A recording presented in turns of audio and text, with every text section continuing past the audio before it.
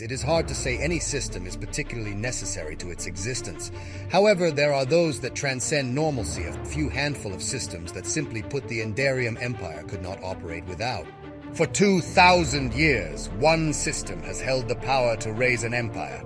For 2,000 years, the destiny of the Western Expanse has been shaped by this system, molding the spread of Enderium power. And for 2,000 years, steel and dreams have merged together to create the icons of an empire.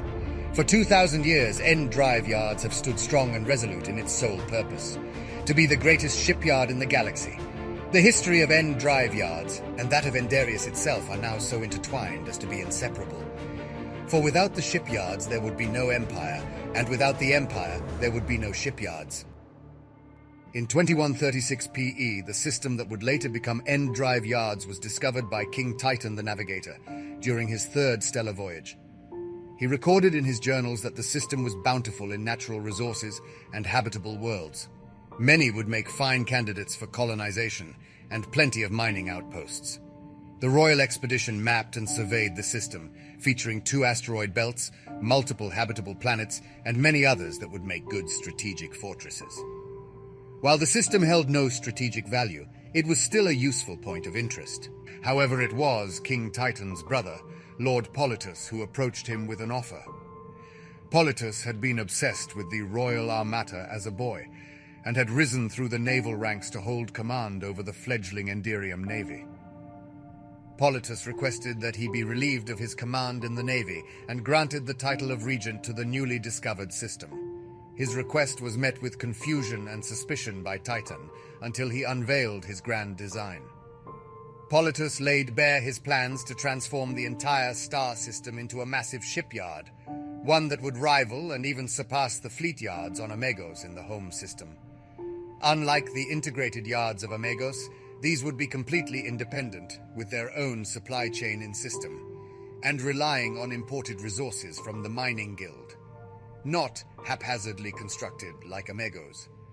The plan called for utilization of the entire system, creating forges, refineries, dry docks, slipways, refit bays, breaker yards, logistical hubs, fuel storage, machine shops, storage units, and orbital rings to make launching easier. The system would be broken down into 3 zones for construction and administration, and would also include a large defensive network and sizable Enderium army garrison. With this incredibly comprehensive plan, Titan issued Politus with a royal charter to the system, giving him full control over it. In 2140 PE, all assets were put in place, and the construction of the fleet yards began in earnest.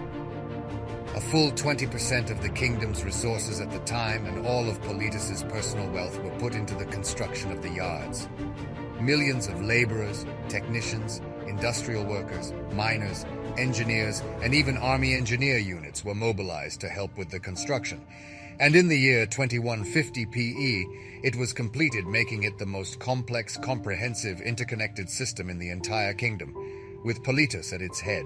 EnderIus was divided into 3 administrational zones, with colonists from the home system and growing worlds brought in to power its industry.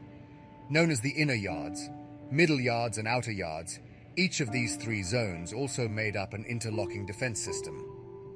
The Royal Charter also operated 3 subsidiaries that specialized in different spheres of production: EDY Heavy Engineering, for large-scale capital ships; EDY Fleet Systems, for small-scale vessels; and finally, EDY Civil Engineering for non-military vessels. Ships constructed at EnderIus were the first to make contact with the Festus Pentiarchy.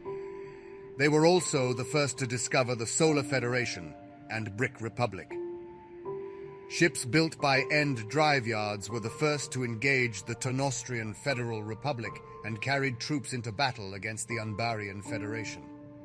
Even shipwrights from the Archland Confederacy were impressed by the efforts of EnderIus, giving their construction of ancient vessels a genuine threat of competition. However, the true test of EnderIus was the Great Sector Wars. Due to the scale of the conflict, the shipyard ramped up production while simultaneously expanding its operations.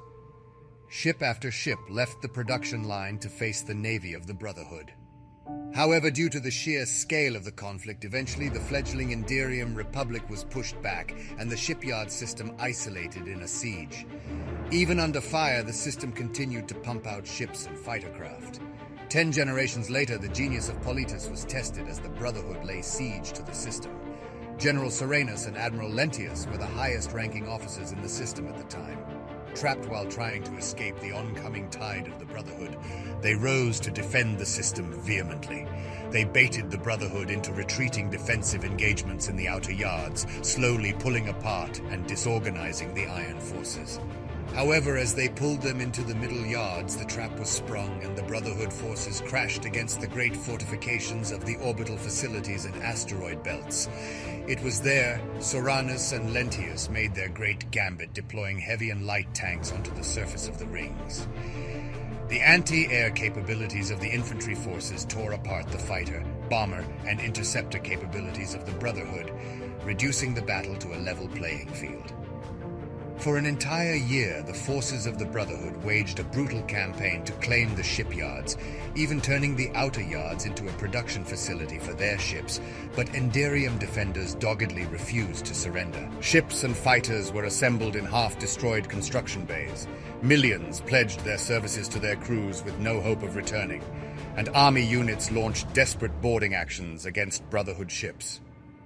However, it was the great offense by the EnderIus legions that truly broke the siege. When the 16th Legion under Yasek arrived to counter-assault the Brotherhood forces from behind, the beleaguered defenders rose up with every gun and ship they could offer. Infantry division equipped with vacuum-sealed gear charged across orbital facilities, while above them rocked strike craft and destroyers. Caught between the now fanatic defenders and the perfectly coordinated assault of the 16th Legion, the Brotherhood forces were crushed. With the lifting of the siege, the fleet yards could now turn their attention to supporting Vitalion's grand assault to liberate the Empire.